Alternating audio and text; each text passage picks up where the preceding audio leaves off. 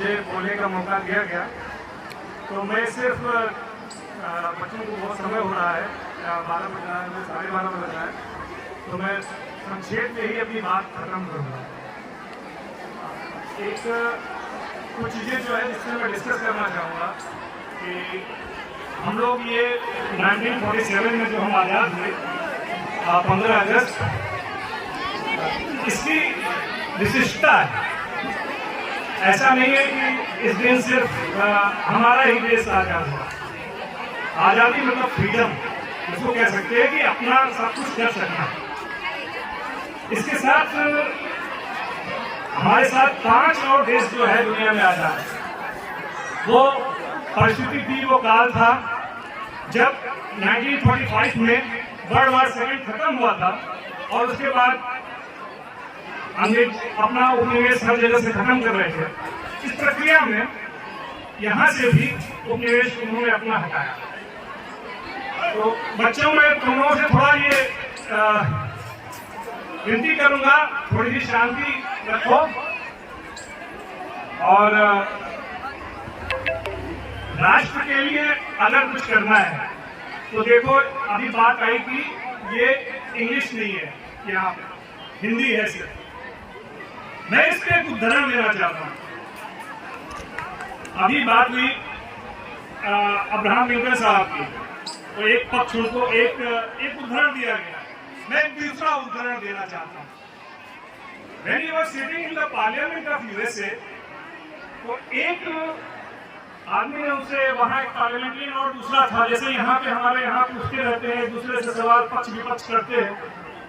तो एक पार्लियामेंट्रियन ने उससे पूछा कि अरे भाई, वो आप वही हो जिसके पिताजी जूता सिलते थे? तो उन्होंने क्या जवाब दिया?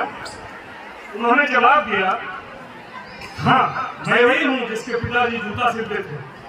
लेकिन किसी ने आज तक ये नहीं कहा कि उन्होंने जूता अच्छे से नहीं सिला। आप समझे बेटा?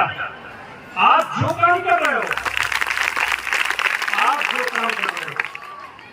जरूरी नहीं कि जो व्यक्ति कागज कलम से काम कर रहा है और बड़े बड़े प्रोजेक्ट्स देख रहा है, सब कुछ कर रहा है, यहाँ हर इकाई की उतनी ही इंपॉर्टेंस है।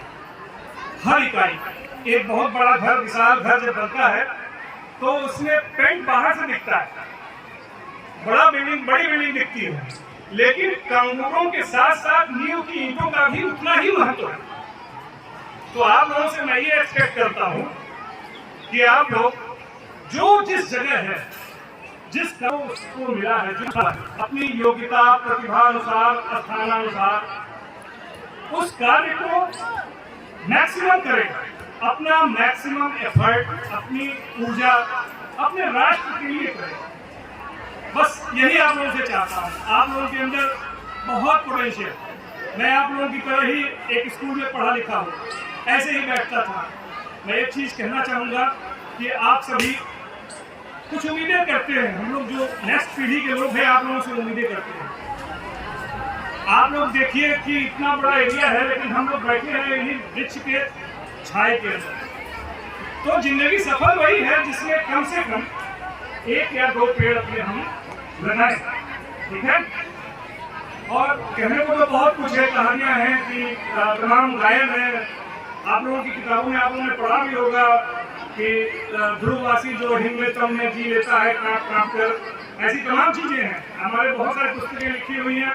श्रीमंगल सिंह सुमन जी का वो भी है कि हम पक्षी उन्मुख गगन के पिंजर को जल लगा पाएंगे, गलत कीड़ियों से टकराकर उनकी पंख टूट जाएंगे, ठीक है? तो ये सारी चीजें हैं। अब स्वतंत्रता का मकसद हमें समझना होगा। हम सभी स्वतंत्र, लेकिन हमें स्वतंत्रता और स्वच्छंदता का भेद करना सीखना होगा। तभी आप व्यवहार ठीक है? तो ये जो है स्वतंत्रता है, नैतिक बंधन। और हम स्वच्छंद कब हो जाते हैं? जब अपनी मोटरसाइकिल, अपनी साइकिल दाहिनी तरफ लाके लगा देते हैं। तो स्वतंत्रता और स्वच्छंदता का भेद हमें समझना होगा। जब हम स्वतंत्र होकर नैतिक मूल्यों के अंतर्गत कार्य करेंगे तो हमारे राष्ट्र के लिए भी एक सफल कार्य कर सकेंगे, परिवार के लिए और समाज के लिए, सबके लिए एक अच्छा कार्य कर सकेंगे। ठीक है। और अगर हम स्वतंत्रता तो घर से कोई निकल पाएगा उस